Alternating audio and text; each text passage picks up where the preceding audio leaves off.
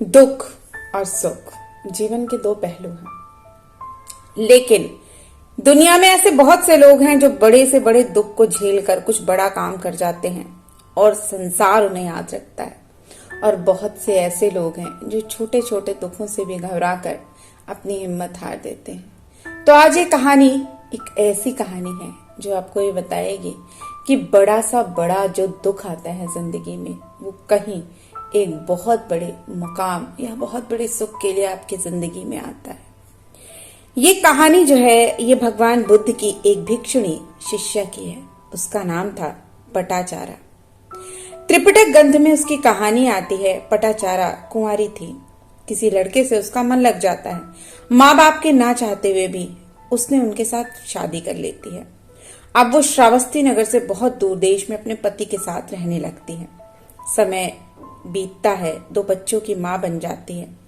काफी वर्ष गुजरने के बाद पटाचारा के मन में हुआ कि चलो माँ बाप बूढ़े हो गए हैं, एक बार मैं अपने माता पिता से मिल लूं, माँ बाप को देख लूं, उन्हें मना लूं। अब वो अपने पति और 2 बेटों के साथ श्रावस्ती नगर की ओर चलती है। अब ये जो समय है आज की बात नहीं है, 2500 साल पहले की बात है। गाड़ी मोटर की सुविधा तो थी नहीं, लोग पैदल चलते थे, यात्रा करते घने जंगलों से गुजर रहे थे। रात्रि में उसका पति सो रहा था कि सांप ने उसे काट लिया और पति उसका वहीं मर गया। अब तो मानो पटाचारा के सिर पर दुखों का पहाड़ गिर पड़ा। इतना ही नहीं, रात्रि को तो पति की मृत्यु हो गई और सुबह के समय उसके बेटे को किसी हिंसक प्राणी ने झपट मारकर खा लिया, वो भी मर गया।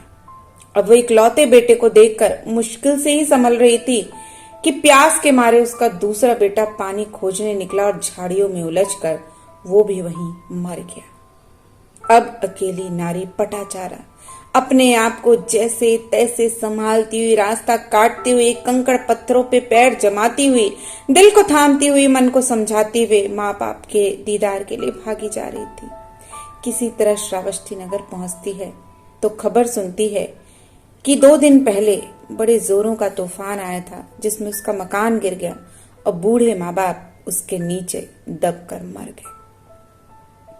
अब तो पटाचारा के पैरों के तले से मानो धरती खिसक जाती है।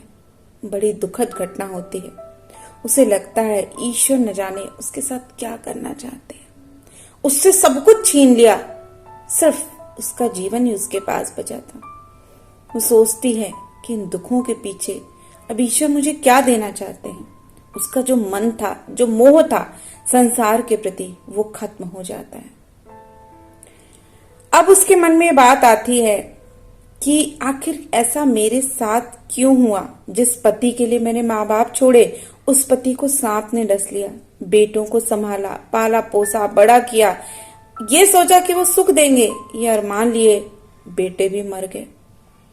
जिन माँ बाप के लिए वो इतनी दूर आई, हवा के झोंके ने उनसे मिलने से पहले ही उन्हें मृत्यु के घाट उठा दिया। उसके मन में विचार आता है, क्या यही जीवन है?